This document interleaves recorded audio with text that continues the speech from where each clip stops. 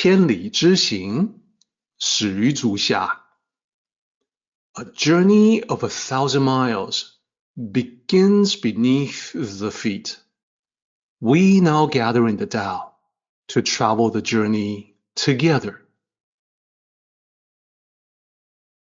Welcome to Tao Talks with Derek Lin, where we take a deep dive into the Tao Te Ching by Lao Tzu.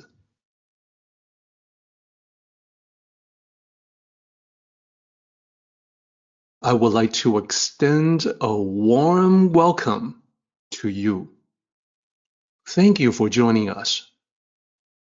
I would like to invite you to center your thoughts and direct your attention to this moment in time, to the here and now, to be fully present and mindfully aware as we all ready ourselves for this sacred process in the Tao with one another.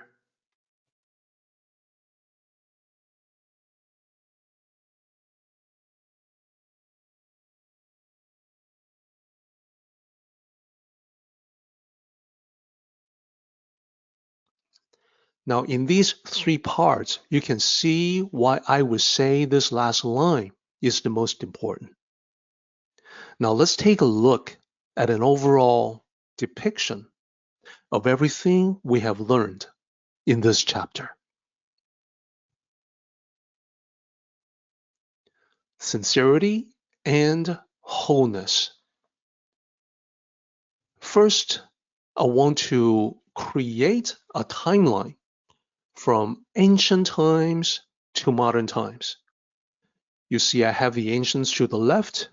I have all of us to the right. I have the sages like Lao Tzu in the middle. Here's how the timeline looks. You can see that it spans thousands of years.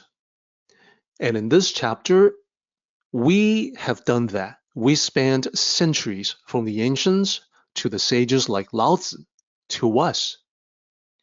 And if you look at the time notation, there's 5,000 years ago to the left, and the timeline to the past actually extends beyond that, but we're just using 5,000 years ago as an easy marker in the chronological scale.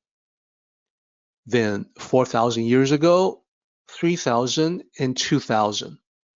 So the sages occupy the middle in that scale because the Warring States period, that time from ancient Chinese history, was from 2,500 years ago. So it's the midpoint between 3,000 years ago and 2,000 years ago. That's when the various sages, including Lao Tzu, lived. And then 1,000 years ago to the present day. I think it can be very useful to examine such a timeline because it gives us an overall perspective. We visually see the long chain of history with you and me, all of us, as the last link. And of course, beyond us, to the right of us in this scale, is the future. So starting with the ancients to the left, they actually go back further in time than 5,000 years ago, but 5,000, as I said, is a easy to remember marker, twice as long in the past as the time of Lao Tzu. These were the originators of the Tao tradition, the true origin of the Tao, the original Tao masters, if you will. The generations after them study their teachings. The wisest among the generations that followed them became Tao sages themselves. So in this chapter, Lao Tzu tells us the ancients, the ancient masters, have several important messages. So I will list them The first one is about handling adversity. What the ancients say is that the best way to get through a negative situation unscathed, remaining whole, is to use a flexible and adaptable approach. The yielding approach, like the grass yielding to a strong wind, or even a tall tree bending to a strong wind. The second is about the importance of humility. To be humble is to be receptive, open up the possibility to learn something new, something we can use. And humility is represented further in the third box as well.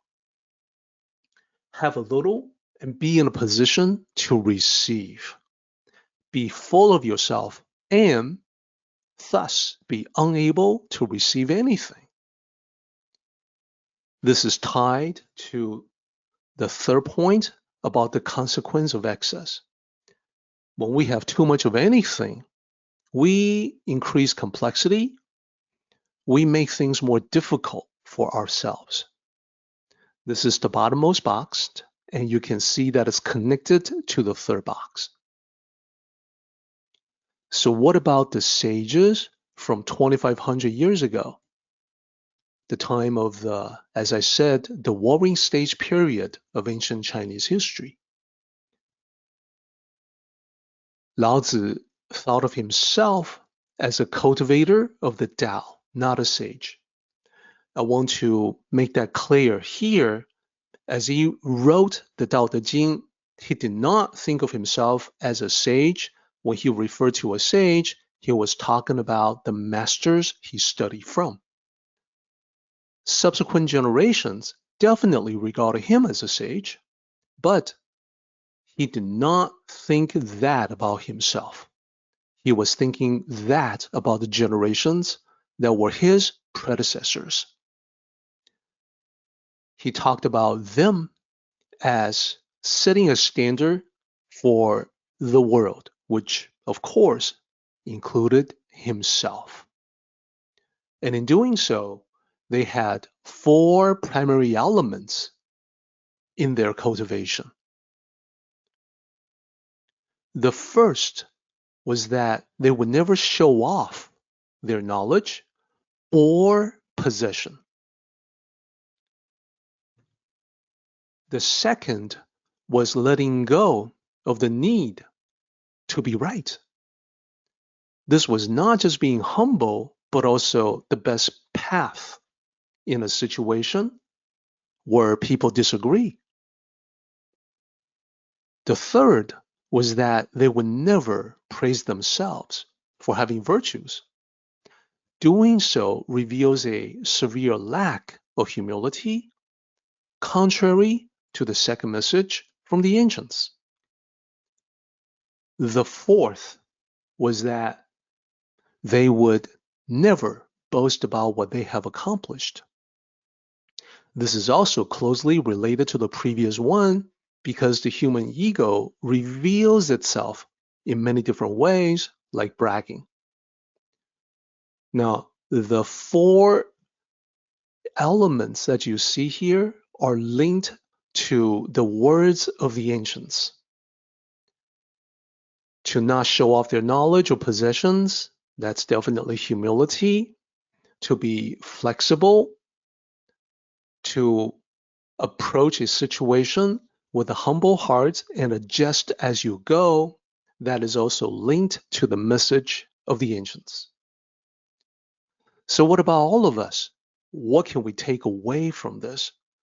What about us living our modern lives in the modern world?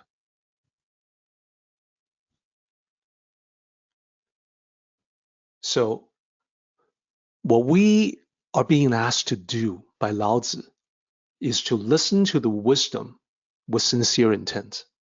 That is the intention to put it into actual practice. And we're asked to apply what we have learned, that so that when we face an obstacle, we can become like water. We can adjust in a fluid way. Water is the softest substance in the world, and yet it overcomes.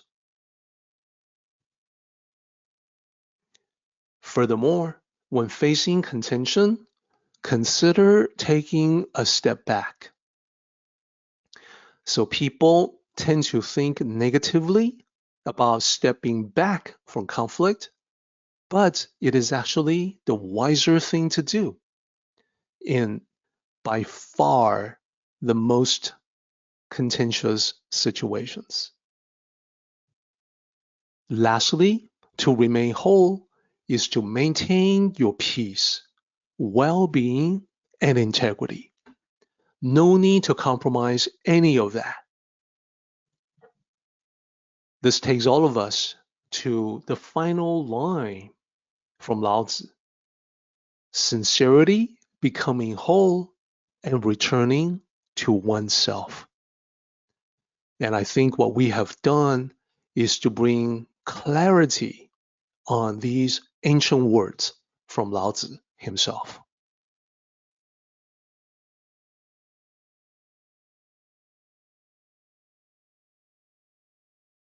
Our meeting has come to an end, but the journey continues on.